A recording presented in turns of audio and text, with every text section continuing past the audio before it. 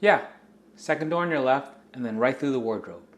Did you really go to Chinatown if you didn't end up with one of these? Well, not the bag, but what's inside the bag? Oh, I haven't made it yet. The Hong Kong Bubble Waffle. Anytime my family went to Chinatown, I always made my mom buy me one. It's one of my favorite things ever. And I figured, why not make it myself? Whenever, wherever I want to. Because I'm an independent grown man. And my mommy just bought me some eggs.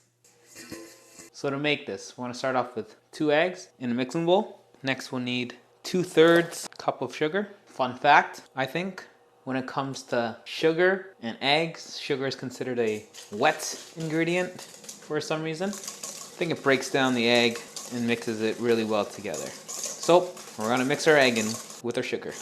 Next we'll pour in 2/3 cup of milk. Mix that in together. Next we'll sift in about a cup of all-purpose flour. Why do we need to sift? Sift. Just make sure we get no lumps in our mixture. Nobody wants lumpy waffles.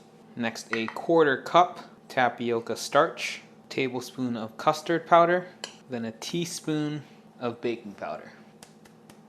Now how baking powder usually works is in 2 steps. 1, when it first hits liquid, then it bubbles out right away. And then 2, when it hits heat, it'll bubble up again. So ideally, if you want your waffles nice and fluffy, you want to make them right away. But if you let the batter sit for a little while, you're not gonna get that super bubbly waffle. It goes the same for any batter really. So we'll mix this together, not too well, just enough until we got no more clumps, no humps, just some lovely lady lumps. I'm not trying to build up any gluten here, so just enough for it to come together. Should look sort of like that. And we'll add in about 1/8 of a teaspoon of vanilla extract, 2 tablespoons of vegetable or canola oil. Give that another whirl. Looks about right. If it's not as runny as this is, add some milk, add some water. If it's too runny, add a little bit more flour, a little bit more starch. We're going to transfer this into a squeezable container of some sort. This funnel is so slow. This is a bad idea. I want my waffles now. How am I gonna get myself out of this situation? Oh yeah. Naturally, you are gonna need a dedicated bubble waffle iron thing of some sort, because that's kind of the only way to make these, whether it be an electric one or one over the stove top. Got myself an electric one. Was this a wise investment? So we're gonna need to preheat this, plugging it in, and wait for that blue light. And to make this as authentic as possible, you are going to need, this is an absolute must, you have to, but you're gonna need some white work gloves. The ladies making these always have these on for some reason. Probably because it's hot, probably because they look kind of cool. Makes it look like you know what you're doing. Because at the end of the day, fake it till you make it. All right, our blue light is on. That means this thing is preheated. Spray a little grease. I want to fill this up about 80% of the way up.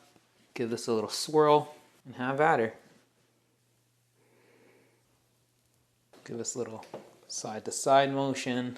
We're gonna close it, then flip it right away. Then we'll time it for about 2 minutes. If your waffle maker has a lock, do not close the lock, because due to the baking powder in the batter, it is going to rise. A friend once told me, don't close the lock. All right, so it's been about 2 minutes. Let's take a look. Oh yeah, look at that. So we're gonna transfer this onto a cooling rack.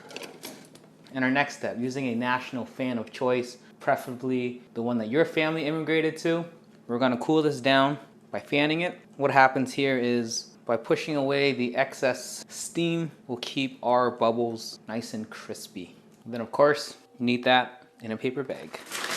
Cash only, no credit.